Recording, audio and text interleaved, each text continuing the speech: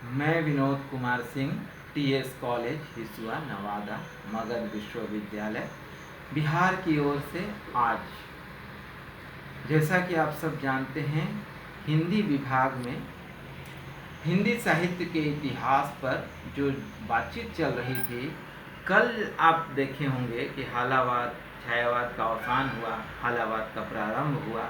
हालावाद में ही प्रगतिवाद की शुरुआत हो गई और वह प्रगतिवाद आगे बढ़ता गया। हालावाद बीच में स्टॉप किया, मतलब रुक गया। जैसे कहा जाता है कि 1936 से 1936 से लेकर और 1940 तक यानी 1940 तक के काल को हम हालावाद कहते हैं। इसके बाद भी 3 सालों तक चलता रहा उस काल को हम प्रगतिवाद कहते हैं।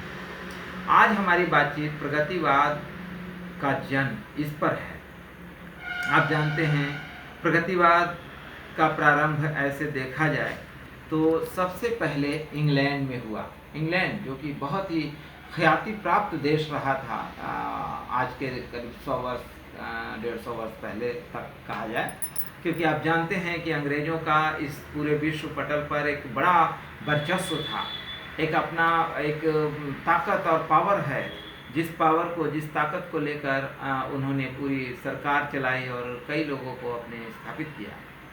आप इस चीज़ को देख रहे होंगे कि स्थिति बदलती गई और फिर इंग्लैंड से जो प्रगतिवाद है वो उस पर हम आएंगे बाद में कि इसको कौन कौन शुरू किए, लेकिन आज मैं केवल बात हिंदुस्तान पे कर रहा हूँ, भारत पे कर रहा हूँ। भारत में प्रगतिवाद की शुरुआत आप देखेंगे तो 1935 में लखनऊ में प्रगतिशील सम्मेलन से हुआ। पहली बार भारत में 1935 में प्रगतिशील सम्मेलन, जिसकी अध्यक्षता प्रेमचंद कर रहे थे। लखनऊ में जब यह प्रारंभ हुआ तो 1935 में इस पर बातचीत हुई और इसी प्रगतिशील आंदोलन ने प्रगतिवाद को जन्म दिया।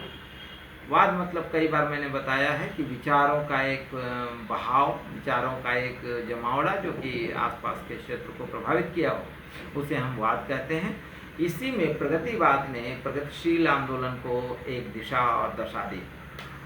1935 में यह आंदोलन प्रेमचंद के नेतृत्व में प्रारंभ हुआ और इसी आंदोलन ने रचनाकारों को प्रगतिशीलता का पाठ पढ़ाया और फिर 1943 यानी कि 1943 तक यह प्रगतिवाद रचनाओं में, समाज में और दृष्टि में बना रहा। आप यह कह सकते हैं कि जब यह आंदोलन चला, लगभग 8 सालों का यह आंदोलन जब हमारे बीच में रहा, इस आंदोलन में स्थिति बदलती गई और स्थिति इतनी तेज़ी से और इतने तीव्रता से बदली कि आप देखेंगे कि सभी रचनाओं पर ये छायावाद और हालावाद का प्रभाव कम, प्रगतिवाद का ज़्यादा हुआ।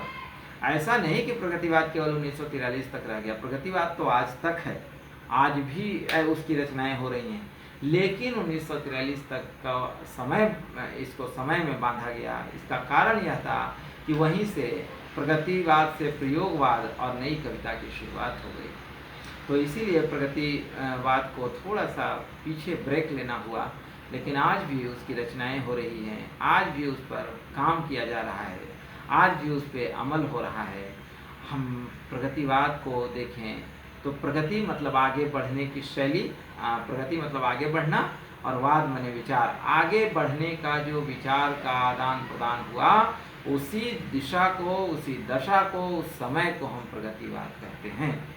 आज की बातचीत इतना ही, अगली बातचीत हम कल करेंगे। प्रगतिवाद पे ही चर्चा होगी, लेकिन और बातचीत आगे करेंगे। आप जानते हैं कि रिकॉर्डिंग हम लोग किसी और के माध्यम से करते हैं, तो जिसके माध्यम से करते हैं उस माध्यम थोड़ा सा जानते ही हैं कि चीज़ों को आगे बढ़ाने में सक्षम नहीं महसूस कर रहा हो तो छोड़ देना चाहिए।